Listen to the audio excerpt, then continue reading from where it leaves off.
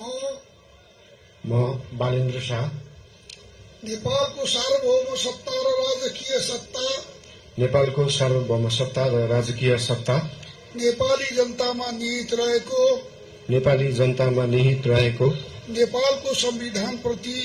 नेपालको संविधान प्रति पूर्ण वफादार रही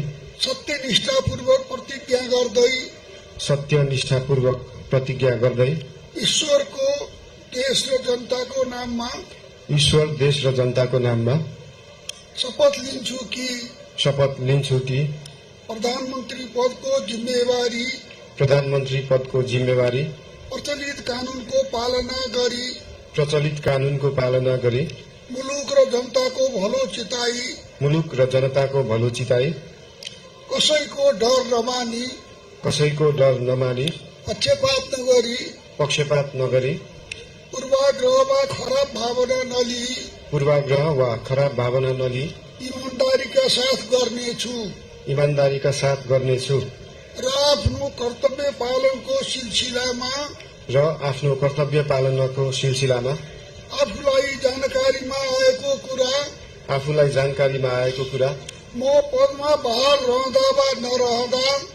पदमा बहाल रहँदा वा नरहँदा जुनसुकै अवस्थामा पनि प्रचलित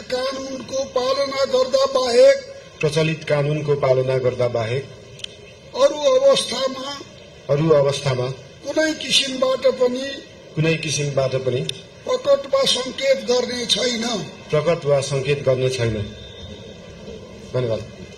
यसपछि नवनियुक्त सम्माननीय प्रधानमन्त्रीज्यूलाई आफ्नो आसनमा रही शपथ पत्रमा हस्ताक्षर गरिदिनु हुन अनुरोध गर्दछु।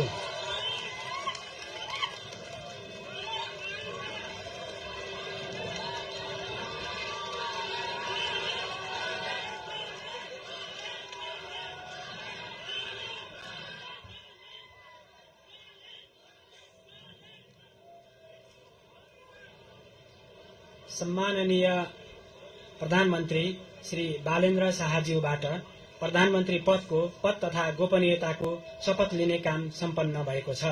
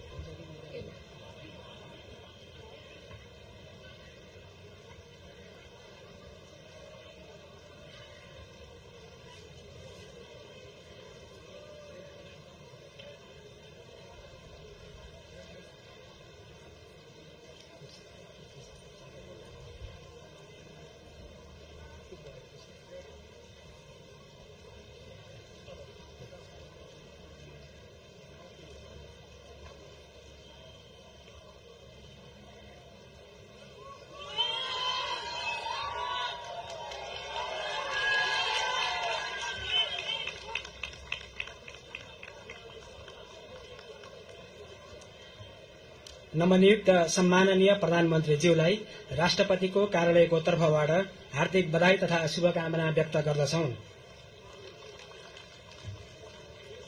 अब म नवनियुक्त सम्माननीय प्रधानमन्त्रीज्यूलाई सम्माननीय ज्यूहरू समक्ष बधाई तथा शुभकामना ग्रहण गर्नका लागि हार्दिक अनुरोध गर्दछु।